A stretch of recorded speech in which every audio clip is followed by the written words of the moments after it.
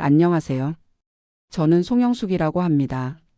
올해 67살 지방신용금고에서 30년간 일하다 새해 전에 정년퇴직한 평범한 은행원이었습니다. 지금은 쌍둥이 손주를 돌보느라 하루하루가 정신없이 흘러가고 있네요. 제 이야기가 비슷한 상황에 처한 할머니들에게 작은 위로가 되었으면 합니다. 제가 신용금고에 입사한 것은 1990년 늦은 32의 나이였습니다. 딸아이가 8살 때였어요. 그전까지는 소규모 의류 가게에서 아르바이트로 일했었는데 안정적인 직장을 갖고 싶어 야간 대학에서 금융 관련 자격증도 따고 열심히 준비했지요. 처음 5해는 계약직으로 일하다가 뒤늦게 정규직이 됐어요. 그때 기쁨이란 제 인생에서 가장 행복한 순간 중 하나였습니다. 신용금고에서 일하면서 많은 고객들의 통장을 관리했어요. 젊었을 때부터 저축해온 분들은 노후에 여유롭게 사는 반면 그렇지 못한 분들은 힘들게 사는 모습을 매일 봤습니다. 나는 절대 그렇게 되지 않겠다는 다짐으로 월급날이면 가장 먼저 적금과 연금보험에 돈을 넣었어요. 월급의 40%는 무조건 저축했습니다. 제 별명이 도시락녀였어요. 30년 동안 단 한 번도 회사 근처 식당에서 점심을 사 먹은 적이 없었으니까요. 항상 새벽에 일어나 반찬을 챙겨 도시락을 싸갔어요. 동료들이 영숙 씨 오늘은 우리랑 같이 밖에서 먹자라고 해도 웃으며 거절했죠. 남편은 가끔 그렇게 아끼다가 언제 써? 라고 물었지만 저는 나중에 우리가 편하게 살려면 지금 참아야 해라고 대답했어요. 옷도 항상 세일 기간에만 구입했습니다. 화장품은 백화점 브랜드가 아닌 저렴한 드럭스토어 제품만 사용했어요. 집 근처 시장에서 장을 볼 때도 항상 메모지에 목록을 적어가서 충동 구매를 하지 않았죠. 그렇게 작은 부분에서부터 절약하는 습관이 몸에 배었습니다. 남편은 중소기업 영업사원으로 일했어요. 성실하고 책임감 강한 사람이었지만 영업 실적에 따라 수입이 들쑥날쑥했어요. 그래서 가게 살림은 제가 주로 책임졌죠. 남편은 저축보다는 현재의 삶을 즐기는 편이었어요. 가끔 작은 낭비를 할 때도 있었지만 가족을 사랑하는 따뜻한 사람이었습니다. 우리 딸은 공부를 정말 잘했어요. 서울의 명문대학에 입학했을 때 얼마나 자랑스러웠는지 몰라요. 등록금을 마련하기 위해 더 열심히 일했고 추가로 주말에는 동네 마트에서 알바도 했어요. 딸이 좋은 직장에 취업하고 29에 결혼했을 때 이제 내 인생의 의무는 다 했구나라는 생각이 들었습니다. 그런데 4년 전 갑자기 남편이 뇌졸중으로 쓰러졌어요. 그날도 평소와 다름없이 출근했던 남편이 회사에서 갑자기 쓰러졌다는 전화를 받았을 때의 충격이란. 중환자실에서 9개월간 투병했지만 결국 하늘나라로 떠났습니다. 남편이 남긴 보험금은 3천만 원 정도였고 그마저도 병원비로 거의 다 나갔어요. 남편을 보내고 한동안은 정말 힘들었습니다. 아침에 눈을 뜨면 옆자리가 텅 비어 있는 것을 보고 매일 울었어요. 밥을 차려도 혼자 먹어야 하는 적막함이 너무 견디기 힘들었습니다. 그때 우울증이 왔어요. 한동안은 출근도 힘들어서 한 달 정도 휴직을 했었죠. 하지만 저는 다시 일어났습니다. 여기서 무너지면 안 돼. 내 인생은 아직 끝나지 않았어라고 스스로 다짐하며 다시 출근했어요. 남편이 떠난 후에도 1년 정도 더 일했고 64세 정년퇴직을 했습니다. 퇴직금으로 7,800만 원을 받았고 평생 모아둔 저축과 합치면 3억 원 정도의 자산이 있었어요. 퇴직하는 날 동료들이 꽃다발을 건네며 영숙 씨, 이제 평생 꿈꿔온 여행 다니세요라고 말해줬어요. 정말로 그게 제 꿈이었습니다. 퇴직하면 유럽 여행부터 가려고 했어요. 이탈리아의 베니스, 프랑스의 파리, 스페인의 바르셀로나. 젊었을 때부터 가보고 싶었던 곳들이었죠. 은행에서 일하면서 해외여행 한 번 제대로 못 갔으니까요. 퇴직 후 첫 번째로 한 일은 꽃꽂이 교실에 등록한 거였어요. 평생 동경해온 취미였거든요. 매주 수요일 오전에 문화센터에 가서 2시간 동안 꽃꽂이를 배웠는데 그 시간이 정말 행복했습니다. 색색의 꽃들을 만지며 마음의 평화를 찾았어요. 완성된 작품을 집에 가져와 거실에 놓으면 하루 종일 기분이 좋았죠. 동창들과 등산 모임도 만들었어요. 한 달에 한 번씩 근교의 산을 등반하기로 했죠. 북한산, 도봉산, 청계산. 64세 나이에도 건강하게 산을 오르는 제 모습이 자랑스러웠어요. 산에서 바라보는 전망은 정말 황홀했고 그동안의 스트레스가 모두 날아가는 느낌이었습니다. 아파트 단지 옆에 있는 작은 텃밭도 얻었어요. 매일 아침 일찍 텃밭에 가서 상추, 고추, 방울토마토를 가꾸는 일이 소소한 행복이었습니다. 직접 기른 채소로 만든 음식은 정말 맛있었어요. 아, 이런 게 노후의 행복이구나라는 생각이 들었습니다. 처음으로 시간적 여유가 생겨 동네 도서관에도 자주 갔어요. 젊었을 때 읽고 싶었지만 시간이 없어 읽지 못했던 책들을 읽기 시작했습니다. 한 달에 5권씩 책을 읽겠다는 목표도 세웠어요. 특히 여행 관련 책을 많이 읽었는데 다음 해 봄에 유럽 여행을 계획하고 있었거든요. 그런데 퇴직한 지 6달쯤 되었을 때 딸에게서 급한 전화가 왔습니다. 엄마, 내가 회사에서 팀장으로 승진했어. 그런데 야근이 많아져서 쌍둥이 좀 봐주실 수 있으세요? 그때 쌍둥이는 5살이었어요. 딸의 목소리에서 절박함이 느껴졌습니다. 처음에는 일주일에 2번만, 그것도 내가 퇴근하는 7시까지만 볼게라고 약속했어요. 화요일과 목요일 오후에만 손주들을 봐주기로 했죠. 그때만 해도 제 시간을 충분히 가질 수 있을 거라고 생각했습니다. 손주들도 너무 귀엽고 사랑스러웠기에 기꺼이 도와주고 싶었어요. 하지만 일은 생각대로 흘러가지 않았습니다. 딸의 야근이 점점 잦아졌고 사위도 건축 설계사로 늦게 퇴근하는 날이 많았어요. 엄마, 오늘만 좀 더 봐주실 수 있어요?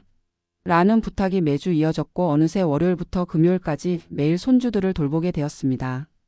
쌍둥이는 남자아이와 여자아이였어요.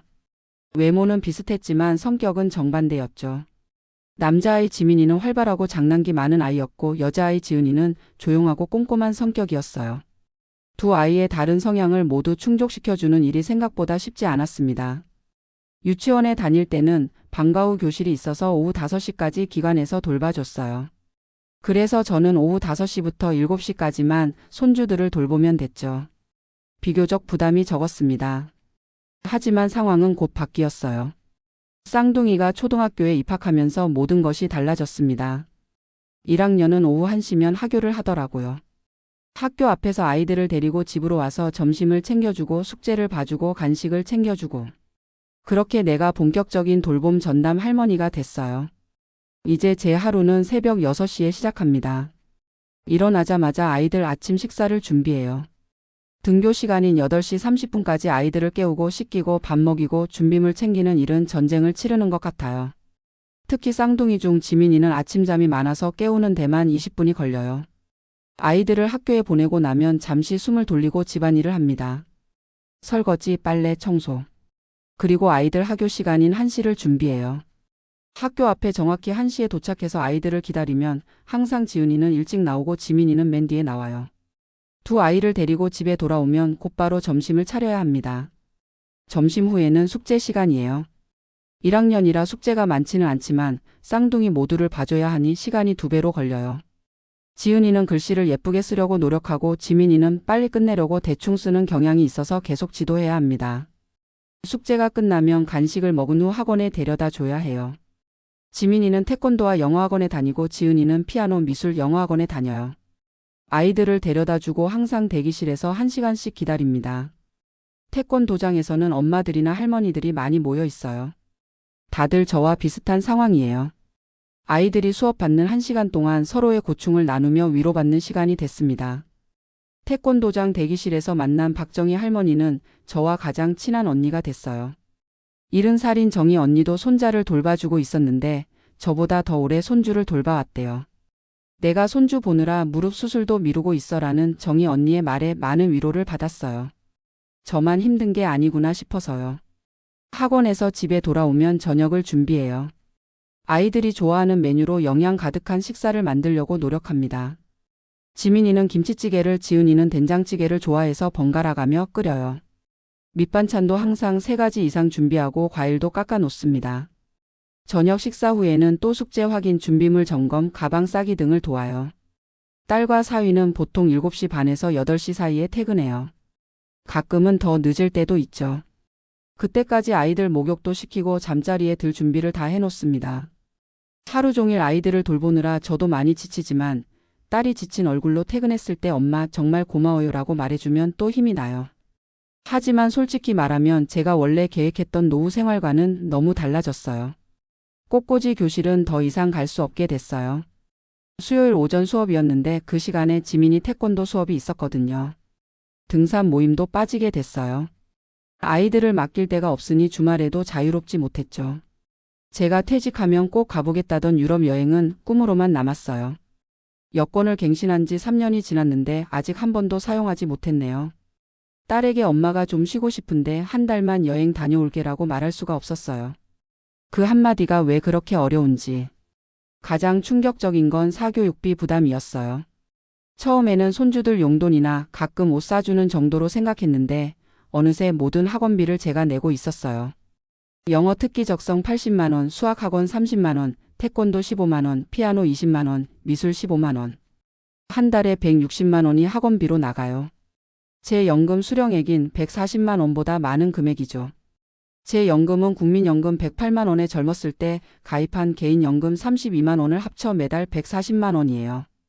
고정 지출로 아파트 관리비 30만 원, 식비 50만 원, 의료비 20만 원 정도 들어요. 여기에 손주들 학원비까지 더하면 매달 100만 원 이상 적자예요. 그래서 퇴직 후 모아둔 예금을 조금씩 까먹고 있는 상황입니다. 새해 전에는 3억 원이던 통장 잔고가 지금은 1억 2천만 원으로 줄어들었어요. 2억 가까이 감소한 거죠.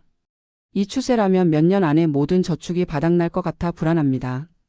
특히 제 나이가 더 들면 의료비가 늘어날 텐데 그때 경제적 여유가 없다면 어떻게 될지 걱정이 돼요. 그래서 최근에는 가계부를 꼼꼼히 쓰기 시작했어요. 어디에 돈이 얼마나 나가는지 분석해보니 손주 관련 비용이 전체 지출의 60% 이상을 차지했어요. 학원비뿐만 아니라 옷, 장난감, 책, 생일 파티, 문화생활 비용까지. 생각보다 훨씬 많은 돈이 손주들에게 쓰이고 있었습니다. 건강도 예전 같지 않아요. 요즘은 항상 피곤하고 아침에 일어나기가 힘들어요. 갑상선 기능 저하증 진단을 받았는데 병원에 갈 시간도 없어서 약만 타다 먹고 있어요. 의사는 충분한 휴식과 규칙적인 생활이 필요하다고 했지만 현실은 그렇지 못하죠. 또 하루 종일 아이들 숙제를 봐주면서 눈을 혹사하다 보니 녹내장 초기 증상도 있어요. 안과 의사가 스트레스를 줄이고 눈을 쉬게 해야 한다고 했는데 그게 말처럼 쉽지 않네요. 약을 넣고 안압을 측정하러 병원에 정기적으로 가야 하는데 그 시간을 내기도 어려워요. 딸과 사위와의 관계도 미묘하게 변했어요. 딸은 물론 고마워해요. 엄마 덕분에 내가 경력 포기 안 하고 승진할 수 있었어요 라고 자주 말하죠. 하지만 가끔은 그 말이 부담스럽게 느껴져요. 마치 제가 딸의 경력을 책임져야 하는 것처럼요. 사위와는 더 복잡한 관계예요. 처음에는 고마워했는데 시간이 지날수록 약간의 불편함이 생겼어요. 한 번은 처갓집에서 너무 많이 도와주시니 부담스러워요라고 말하더라고요. 그러면서도 실제로는 아이들 교육과 돌봄을 전적으로 저에게 맡기고 있어요. 명절 때 아이들 교육은 부모가 책임져야 한다고 말하면서도 현실은 다르죠. 손주들도 이중적인 태도를 보여요. 언제나 곁에 있는 할머니는 당연한 존재가 되어버렸어요. 할머니 내일 미술학원에 크레파스 새로 사와야 해요라며 밤 10시에 갑자기 알려주기도 해요.